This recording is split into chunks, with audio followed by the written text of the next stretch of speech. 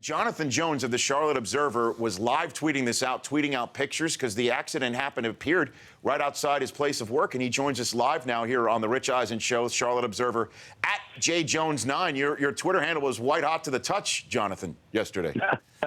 Yeah, Rich, first of all, thanks for having me on. And, you know, it's not every day that the star quarterback gets in a major car accident, not just in the shadow of Bank of America Stadium where he plays, but quite literally between the Charlotte Observer newsroom and the stadium. So once word spread, and, you know, I actually thought it was a hoax. I thought it was one of those silly website things that you always see pop up every now and then. But then someone looked at me dead serious and like, no, really, he's outside. And that's when I ran out and started reporting. So, again, walk me through this. You're sitting at your desk, and you heard some news that Cam was involved in a two-car accident right outside, and then you ran outside and saw it? Yeah, basically. I mean, you know, I'm sitting at my desk, and as you know, and as a lot of your listeners know, Tuesday is usually the off day for NFL teams. And so if you're an NFL beat writer, you are rarely in the office. I just happened to go in because it was my off day. I had to get some expenses done. And, you know, one of our breaking news guys comes up to me, and our photographer, I think, was coming back from lunch maybe. I'm not entirely sure, but, you know, they saw the accident. He starts shooting, doesn't really know who it is that's lying down there on the ground, and then he looks at his frame. He says, wow, that's Cam. And then he's shooting the other guy that was involved in the wreck, and the guy was like, yeah, that is Cam. Literally, the person who was hit by Cam Newton is on his back and tells our photographer that he was hit by Cam Newton.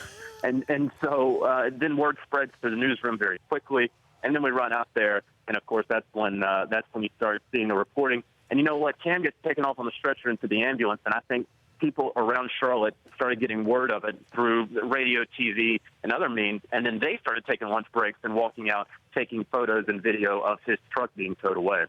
Unbelievable. Jonathan Jones of the Charlotte Observer joining us here on the Rich Eisen Show after this happened right outside the Charlotte Observer offices and, as you said, in the shadow of Bank of America Stadium. So he was just minutes from work, essentially?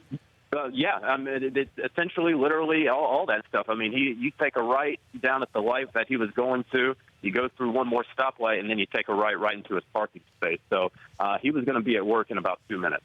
So now we have to figure out when's the appropriate time to start talking football. And I guess him being home, sore, and having the same injury that Tony Romo suffered, as well as the Baylor quarterback earlier this year suffered. They each missed one game. Is this the appropriate time? You tell me, you've got boots on the ground. Is this the appropriate time to start turning towards football?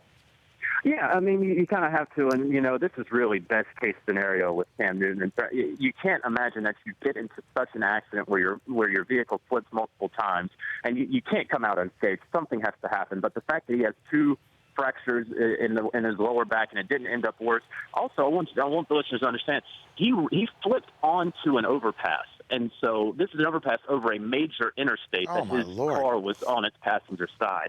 And so you can imagine how it could have ended up so much worse than it did.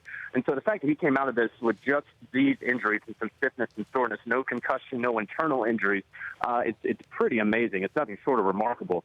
But, yeah, you do turn to football. And he's day-to-day. He's not going to be at the Panthers facilities today.